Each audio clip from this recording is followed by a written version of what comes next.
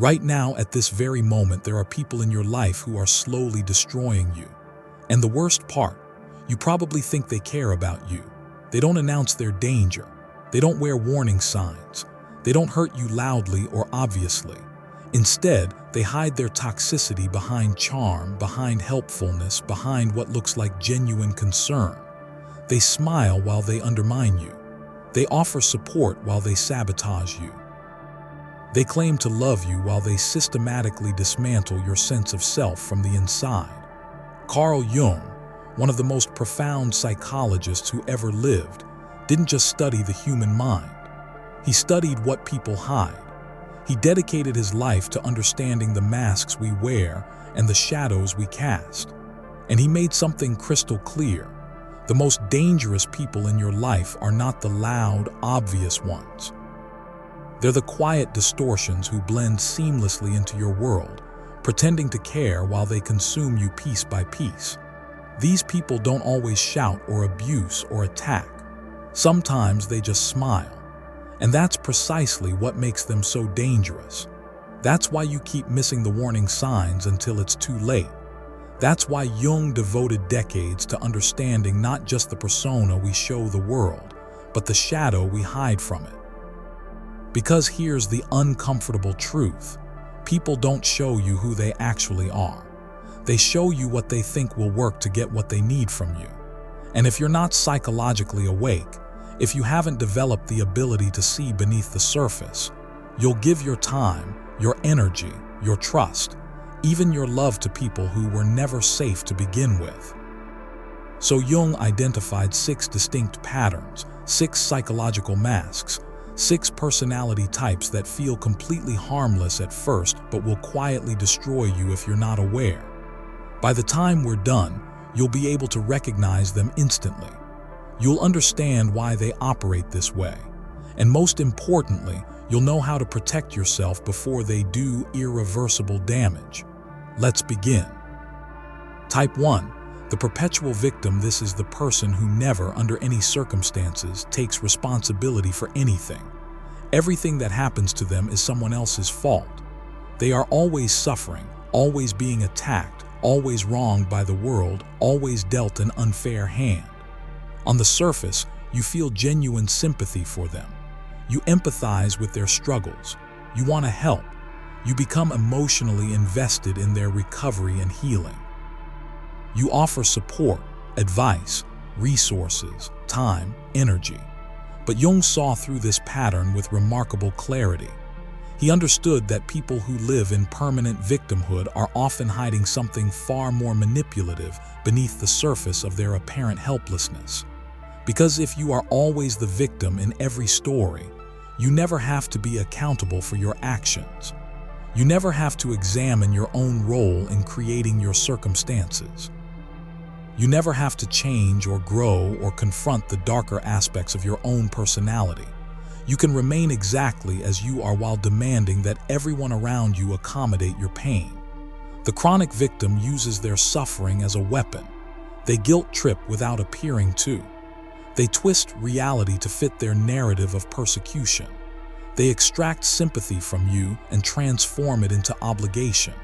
You don't help them, you end up carrying them. And here's the worst part. They don't actually want healing or change. They want control. Jung warned us about this specific dynamic. When someone is perpetually stuck in victimhood, they have likely completely fused with what he called their shadow, the unconscious parts of themselves they refuse to acknowledge. The part of them that thrives on emotional manipulation hides itself beneath the disguise of helplessness. These people will never change.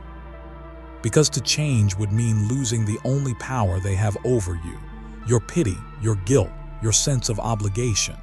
And if you don't create distance from them, something insidious happens. You'll start feeling guilty for not being broken yourself. You'll start questioning why your life works when theirs doesn't. You'll begin to shrink your own success and happiness to make them feel more comfortable. Type 2. The charming mirror. Jung called this the persona trap. This is someone who reflects back to you exactly what you want to see, exactly what you need to hear. They're endlessly agreeable and supportive. They laugh at your jokes with perfect timing. They admire your dreams enthusiastically. They validate your insecurities in ways that feel deeply personal. At first, they seem like your biggest supporter, your most understanding friend, your perfect match. But slowly, if you pay attention, you notice something strange and unsettling. You don't actually know who this person is. You can't describe their values, their genuine opinions, their authentic self, because they're not showing you anything real. They're mirroring you to gain access and trust. Jung wrote extensively about what happens when a person over-identifies with their persona, the mask they present to the world. They become nothing but the mask itself. The real self, with all its complexity and contradictions, stays hidden, protected, completely unaccountable. The charming mirror is dangerous precisely because they feel so safe, so aligned with you. But what exists behind that perfectly calibrated mask?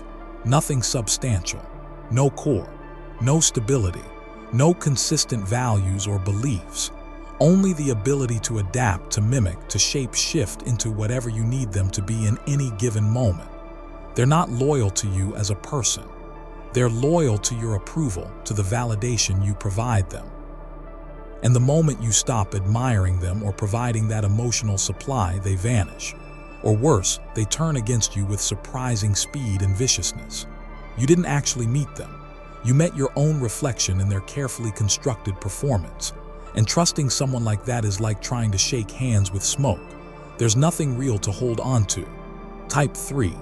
The passive-aggressive underminer. This type is particularly subtle and difficult to identify. They don't openly criticize you. They don't fight you directly or challenge you in obvious ways. They let you speak and share your hopes and dreams. And then they suggest, they hint, they plant seeds of doubt disguised as concern. This person will nod supportively when you share an exciting new goal and then later say something like, "That's incredibly ambitious. I just don't want you to be disappointed when it doesn't work out." Or, "You're so brave for trying that. I personally don't think I could ever risk failing so publicly." On the surface, these statements sound supportive, even protective, but they're not. They're psychological poison delivered in small, seemingly harmless doses. Jung described this dynamic as the hidden shadow of the helper. These people don't directly attack your decisions or ambitions. They slowly, systematically erode your confidence through emotional suggestion and subtle manipulation. They present doubt as concern. They present fear as logic. They present their own limitations as mature wisdom you should adopt. And if you're not psychologically conscious, if you're not paying attention, you'll gradually internalize their limitations as your own. You'll start believing that your dreams are unrealistic, that your ambitions are naive, that your confidence is arrogance. Jung believed this type is especially dangerous because they pretend to empower you while quietly ensuring you never outgrow them, never surpass them, never become independent of their influence. Because if you succeed without needing them, they lose their invisible grip on your psyche. They lose their relevance in your life. And for the passive-aggressive underminer, that loss represents a kind of ego death they cannot tolerate. So they clip your wings before you ever take flight. And they call it love, support, protection. Type 4. The hidden competitor. This person isn't competing with the world at large. They're competing specifically with you, but never openly or honestly. They pretend to be your friend, your ally, your supporter. They applaud your successes with smiles and congratulations. But every single time something genuinely good happens in your life, they find a way to make it about themselves. They minimize your achievement. They redirect attention. They immediately tell their own story, one that's slightly better, slightly more impressive, designed to recapture the spotlight. Jung believed this type is driven by unconscious feelings of inferiority. They don't consciously hate you. They resent what you reflect back to them about themselves, their own inadequacy, their own unrealized potential. And instead of owning those uncomfortable feelings and using them as motivation for growth, they compete with you secretly while maintaining a facade of friendship. They copy your ideas and present them as their own original thoughts. They offer backhanded compliments that sting more than they soothe. They only celebrate you when they're clearly ahead, never when you're above them or achieving things they haven't. You feel it in subtle ways, in the tension beneath their praise, in the forced enthusiasm, in the slight shifts in their energy when you share good news. And if you ignore these signals, you'll keep pouring trust and vulnerability into someone who fundamentally sees you as a threat, not a friend. Here's the revealing twist. When you fail or struggle, they feel relief. They won't say it directly, but you'll sense it. And they'll often add, "I was afraid this might happen. I tried to warn you." This person is not a teammate supporting your success. They are a mirror competitor playing the role of support just to stay close enough to subtly sabotage your confidence and momentum. Jung warned, never trust someone who cannot genuinely celebrate when it's not their turn to win. Type 5. The spiritual narcissist. This is perhaps the most insidious type because they often appear wise, evolved, and deeply healing. This person presents themselves as enlightened, emotionally mature, spiritually grounded. They speak in soft, measured tones. They quote philosophy and psychology. They reference healing modalities, shadow work, alignment, and mindfulness. They position themselves as being above conflict, above ego, above the petty concerns that trouble ordinary people. But in truth, beneath this carefully crafted spiritual persona, they're deeply attached to being perceived as superior. Jung would identify this as a split psyche, where the conscious mind clings desperately to a spiritual identity, while the unconscious shadow leaks out as quiet superiority, control, and judgment. The danger here is subtle. They don't dominate you by arguing or forcing their views. They dominate you by always being the calm one, the centered one, making you feel emotional, unhealed, or spiritually inferior any time you push back against them or question their perspective. They deploy phrases like, "That sounds like a trigger you haven't fully processed yet," or "I'm just holding space for you right now," or "It's not my responsibility to fix your projection onto me," or "You're still reacting from ego. You clearly have more inner work to do."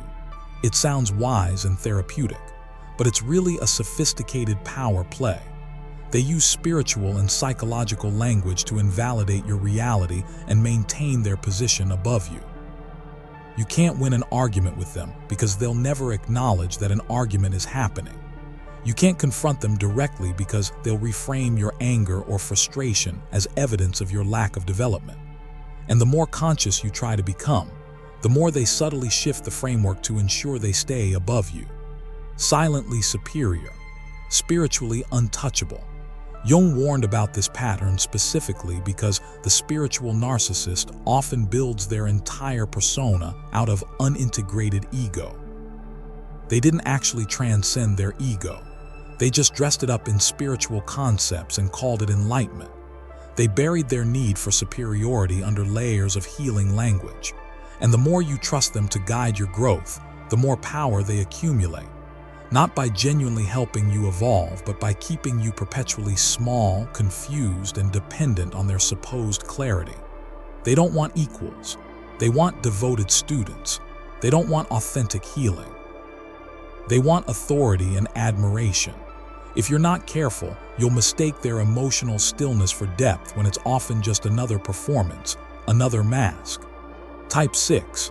The empathic controller. Jung wrote extensively about psychological projection, how people unconsciously assign their own needs, wounds, fears, and intentions onto others. And this sixth type is a master of that mechanism. This is the person who claims to feel everything. They're highly sensitive to energy, to moods, to body language, to tension, to unspoken subtext. They cry easily. They comfort you often. They make you feel deeply seen and understood in ways few people ever have. At first, this sensitivity seems like a gift, like a rare form of emotional intimacy and connection. But over time, something shifts. It becomes something else entirely, control through sensitivity. You start unconsciously adjusting your behavior so you don't disturb them. You suppress your natural reaction so you don't hurt their feelings. You hesitate to express any frustration or disagreement because they'll say things like, "That energy really affects me," or "I can't be around conflict. It makes me physically ill." And before you fully realize what's happened, you're not expressing yourself authentically anymore. You're carefully managing them, walking on eggshells, because they've convinced you that their emotional pain is your fault and your responsibility. Jung warned about this subtle but powerful dynamic. Many people who claim to be highly empathic or deeply sensitive are actually projecting their own unhealed emotional chaos outward and demanding that the world organize itself around their wounds. This is where empathy becomes toxic. They don't want genuine connection. They want emotional safety purchased at your expense, at the cost of your authenticity. And if you fail to provide that perfectly regulated environment, they break down. And suddenly, you're the bad guy. You're insensitive, you're cold, you're unstable, you're responsible for their spiral into darkness. But it's not your spiral, it's theirs. And they've never learned to hold and regulate their own emotional states. So they place that burden on you. If you're not careful, you'll spend months or even years trying to regulate someone who never took responsibility for themselves. You'll mistake their emotional chaos for depth. You'll mistake their sensitivity for purity. You'll mistake their control for closeness and intimacy. That's not love, that's psychological submission. And Jung's advice was clear: walk away. Because this kind of person will never directly say they're being manipulative or controlling. They'll always say they're just feeling too much, that they can't help it. And unless you are deeply rooted in your own sense of self, you will start to believe them. You'll believe their pain is your fault. Their chaos is your burden. Their emotional breakdowns are your responsibility. But they're not. You didn't break them. You just got too close to someone who never learned to hold themselves together. The shadow behind the masks. Now that you understand all 6 types, you might ask, why do these people exist? Why do they operate this way? What drives these patterns? Jung's answer is brutally clear: because they never integrated their shadow. They never faced the darker, more uncomfortable aspects of their own personality. So now, unconsciously, they make you carry it for them. They never acknowledge their own manipulative tendencies, so they project manipulation onto you. They never admitted their deep need for control, so they control others in the name of love, support, healing, or guidance. They never took responsibility for their own pain and wounds, so they made it your job to fix them. These people aren't rare anomalies. They're everywhere. And they thrive in environments and relationships where people don't know how to defend their psychological boundaries and energy.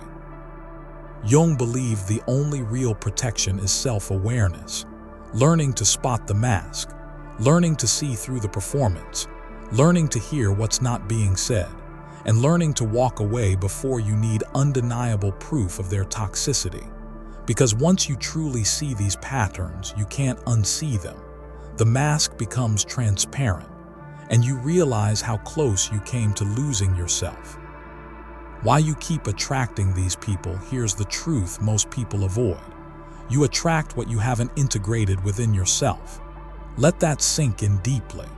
If you're consistently attracting manipulators into your life, there's a part of you that's still afraid to stand firmly in your own truth.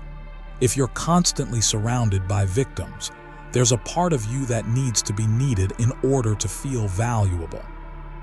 If you're repeatedly betrayed by charming people, you're still worshiping external approval more than internal clarity. This isn't about blame, it's about understanding. Jung taught that the shadow attracts the mask. When you repress parts of yourself, when you deny your anger, your boundaries, your intuition, your right to self-protection, you create psychological vulnerabilities that these toxic types can exploit. When you repress your healthy anger, you tolerate ongoing disrespect. When you repress your intuition, you ignore glaring red flags. When you repress your instinct for self-protection, you keep letting in people who pretend to love you while they slowly consume your energy and sense of self. Jung didn't want you to become cold or closed off. He wanted you to become whole. And to do that, You must stop pretending that your love is limitless, that your patience is eternal, and that your trust should be freely given to anyone who asks, because it shouldn't be. Not everyone deserves access to you, especially not people who live unconsciously, who refuse to examine themselves, who repeat the same destructive patterns year after year. Some people are not learning or growing. They're just repeating the same cycles with slightly different language. They're not doing genuine shadow work. They're not evolving. They're just adapting their manipulation to hide the same old patterns. What to do now if this message has hit you hard? That's actually good. It means something in you is finally waking up. It means you're done being easy to manipulate, easy to guilt, easy to control. So here's how you move forward starting today. First, audit your circle honestly. Ask yourself, who consistently drains me? Who confuses me with their words and actions? Who do I find myself constantly explaining myself to? If someone constantly needs context and explanation just to treat you with basic respect, they're not confused. They're avoiding accountability. Let them go silently without guilt. Jung believed that conscious withdrawal is one of the strongest acts of psychological maturity, not because you hate them, but because you've stopped abandoning yourself to keep a false peace. Second, let your shadow speak. Stop trying to be perfect, agreeable, and endlessly understanding. Let yourself say no without explanation. Let yourself feel and express anger. Let yourself question people's intentions openly. Your shadow isn't evil, it's protective. It's the part of you that remembers who you are when manipulative people try to make you forget. Jung said, "One does not become enlightened by imagining figures of light, but by making the darkness conscious." Third, stop explaining yourself. The people who deserve your energy won't need you to justify your boundaries. They'll feel them, respect them, and match you with their own clarity. But toxic people will demand endless explanations. They'll guilt trip you. They'll paint you as the problem. Let them. Jung didn't believe in convincing unconscious people to see your light. He believed in becoming so grounded in yourself that their confusion no longer slows you down. Finally, trust what you felt the first time. Most people aren't confused about red flags. They're just hoping they're wrong, but you weren't wrong. That moment you felt the energy shift. That moment you hesitated before trusting. That moment your gut said something's off here. That wasn't paranoia.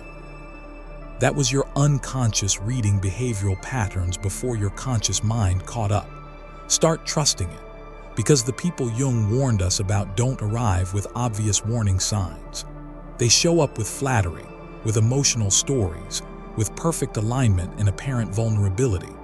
But time always reveals the truth, and when it does, make sure you're far enough away that it no longer costs you anything. The final truth: Carl Jung didn't want you to fear the world or become cynical about people.